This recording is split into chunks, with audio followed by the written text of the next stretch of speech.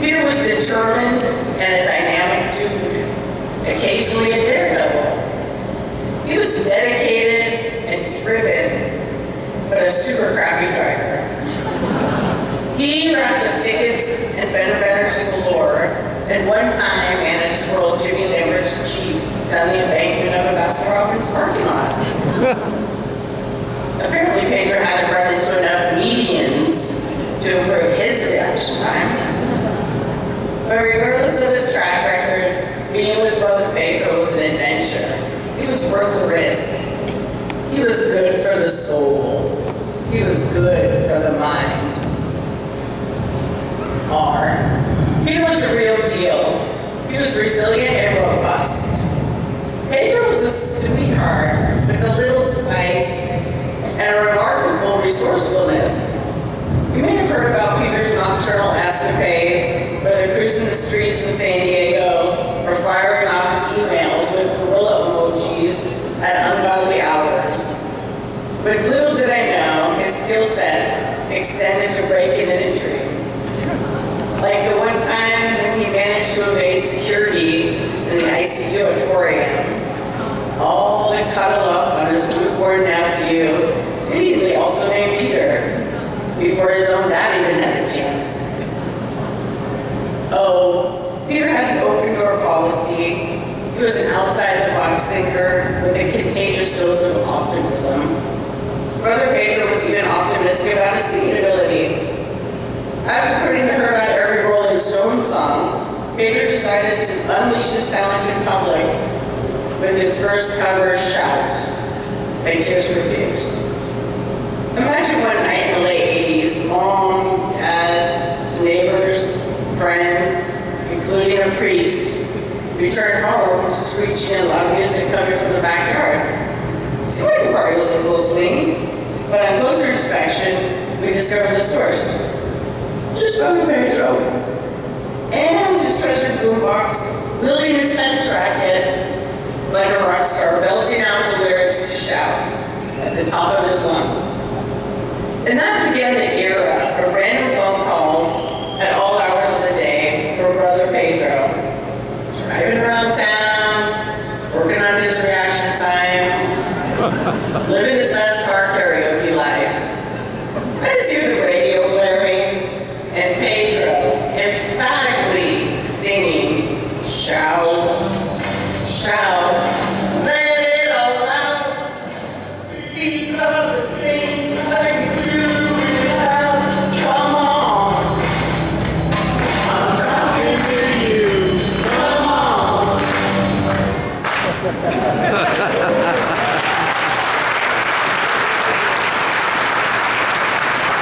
He didn't need to say a word. Those phone calls were an indication Brother Pedro was there, the peacemaker, checking in on someone else, spreading optimism and harmony. Classic Pedro. Peter loved with all his heart, and it was huge. And nothing brought him more joy than being with Sheila and their beautiful kids. Brother Pedro loved his mom and dad and us siblings unabashedly with all our imperfections, and he carved out special Pedro time for mission-critical type stuff with nieces, nephews, cousins, anyone. Peter loved this city and the entire Spiders organization, and he especially loved all you fans. He loved interacting with you, finding out what you thought. No doubt, Peter would prefer celebrating all of you right now than making a big fuss about him. He'd be asking, what can I do for you? But today, let's celebrate Peter. Pedro, number 2. Let's celebrate the beauty of imperfections. Let's do what we can with a lot of heart and a little spice. And when in doubt, shout it all out.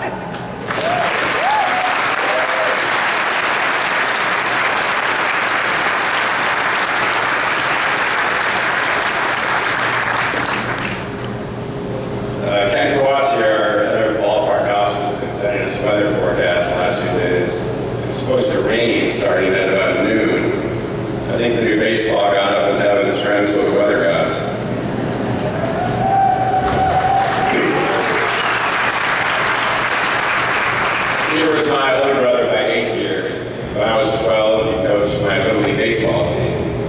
knew baseball and could coach it. We won that league championship at Pasadena. Later that year, he coached my 6th grade basketball team. He was a terrible basketball coach. It's a good thing he chose baseball and chose that baseball team. He chose not just the right sport, but the right team. The Padres were the underdog of Major League Baseball. And Peter loved a good underdog. When we were driving to meetings in San Diego in 2012, we would listen to sports talk radio. And 90% of the talk was Chargers and football. And this was in May, football off-season, and baseball was in full swing. A lot of people leading an ownership group to buy the Padres probably would have been scared off, but it only emboldened Peter.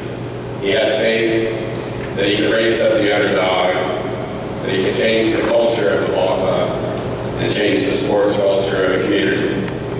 12 years later, Peter's vision has come to fruition. Thanks to Peter and a bunch of talented, hardworking people on and off the field, as well as the outstanding community response, San Diego is now firmly a baseball city, one of the great baseball cities.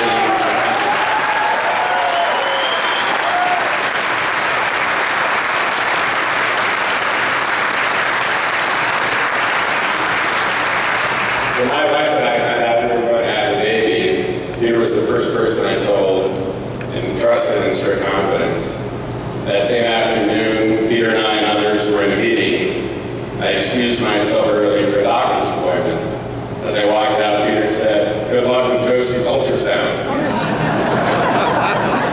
So he kept that secret for about 2 hours. One of his shortcomings, he couldn't keep a secret, and he mentioned a few others. Here's a few more.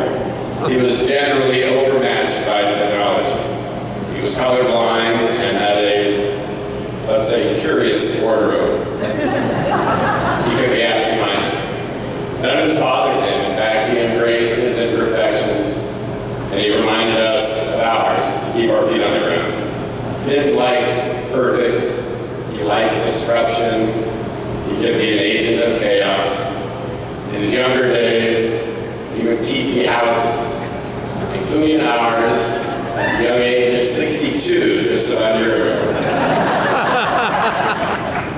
All in good fun, Peter enjoyed life to the fullest.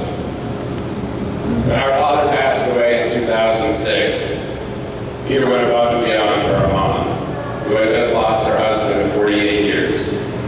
He took a 45-minute detour home from work every night to check in on Mom. He would do his nightly jog in her neighborhood and give her a little company in a quiet house. He did that every night for months. Compassion for loved ones, compassion for strangers, as Stephanie and Bob and others mentioned, Peter had an abundance of it. Maybe second only to his love for family, Peter loved baseball. He loved spring training workouts on the quiet backfields of Peoria, talking to scouts where there were no fans. He always had MLB Network on in his office, catching a few innings of an East Coast game before our game would begin. He loved baseball. First and foremost, he was a fan. He enjoyed the ride, never getting too bothered by the losses, but really celebrated the wins, the player accomplishments, the team accomplishments. When we had that magical postseason ride 17 months ago, upsetting the Mets and slaying the Dragons in the rain in October of 22.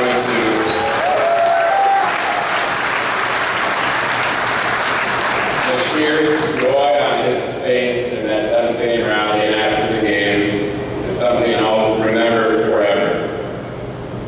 When we piled up runs on the Dodgers and Seoul a couple days ago, you can certainly feel Peter with us that day.